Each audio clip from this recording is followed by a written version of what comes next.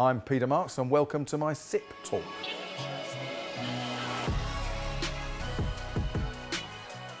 I'm chairman of REKOM UK. That's 50 businesses throughout the UK in the late night sector, largely nightclubs, but we've also got other bars, etc. And I've spent 40 years in the business. REKOM as a whole has got over 200 venues now, employs about 8,000 people, and we've got everything from small party bars in places in Norway and Finland and Denmark, which is actually sort of the mother country of all of this, through to some of the biggest nightclubs in Europe, actually largely based in the UK.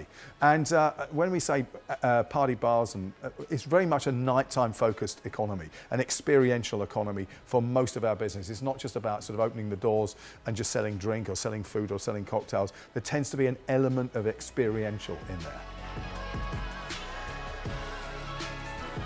Thriving nighttime economies are understood to be a lot more important than perhaps they used to be. People who are running their towns or city centres understand that you need a combination of good retail and good hospitality, and that's hospitality across the board, and nightclubs are really important. And when it comes to the majority of people in a town centre on a night, there's an understanding that a nightclub is the anchor tenant to the nighttime economy.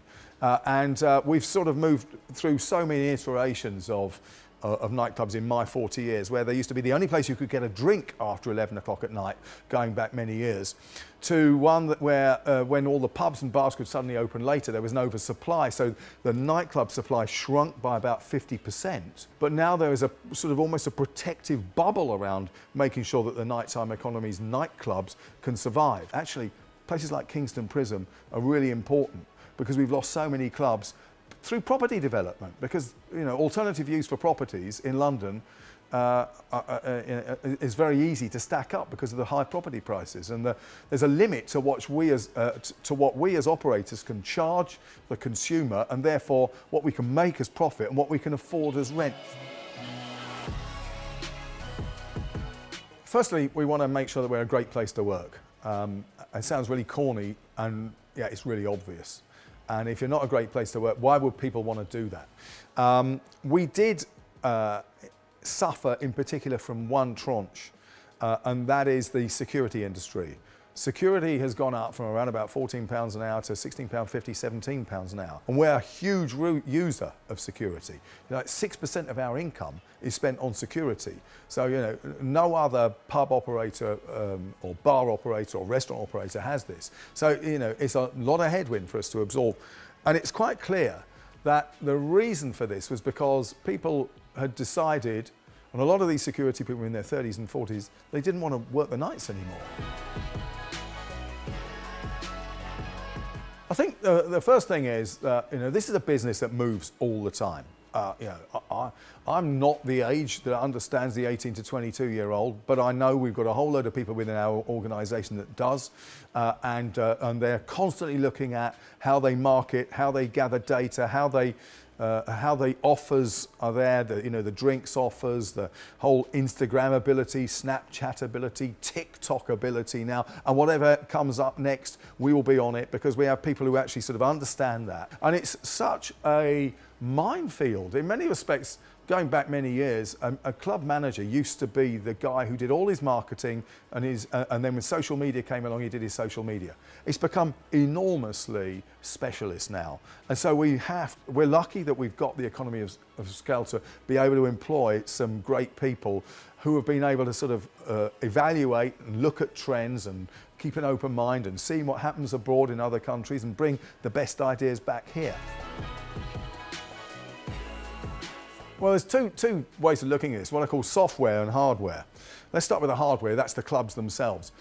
We're limited in the UK as to how many more clubs we could grow, because the building requirement is so vast. 20 to 30,000 square foot in the middle of a city centre is not easy to find. There are certain cities that we still would love to have clubs in, but therefore we've had to sort of turn our attention to other types of business that's going to sort of fit into smaller, more available properties. The software is then all about what do we do?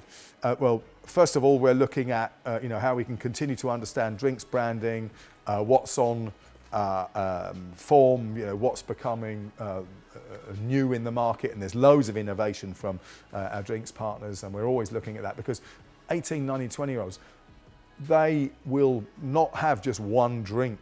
They will try lots of drinks, and there's lots of research to understand the width of the drinks market to a young person. Somewhere between 6 and 12 is not unusual. So that's really important for us to do it. And the other part of software is data. We'll have an app that's going to be called NightPay. They've already got this in Denmark, but it's still being developed, so it's going to suit the British audience. And then we'll end up with lots of data of the consumer, which is useful for the venue to understand how frequently people are coming, whether we need to give them offers, whether we need to tickle back the offers because it's sort of affecting the venue profitability. But then the third corner of this triangle is actually then to work with our drink suppliers. So that no one has actually hit the triangulation fully anywhere in the world, we think. So we don't just want it to make the app a discount driver. It's actually a community, and we're going to be putting other things on this so that people can actually send drinks to each other. There's other little elements that are being developed on the app so that you could actually say, I'm going to be walking home now, and if I don't get home within an hour, and you don't send it to everybody, you send it to your friends, then actually there may be a problem. So you've got that safety mechanism. So we're pulling in all of these sort of elements now to make it something that we think people will want to put on their phone and keep on their phone, because that's obviously important. Children by Robert Miles. Bit old one, that one now, but I love the way that built up. The thing about that actually is that when you're trying to put on a sound and a light show for nightclub visitors, guests, there's nothing better than something that builds up the atmosphere within a single track, and it just rattles off, and it's fantastic for the light jock. Because there's a lot of stuff that, the guys can only do so much with. But if you have something that just builds and builds and builds and builds, he just throws more and more into the show until it just turns into something like a mini festival. That's why I love it. Peter, that's fantastic.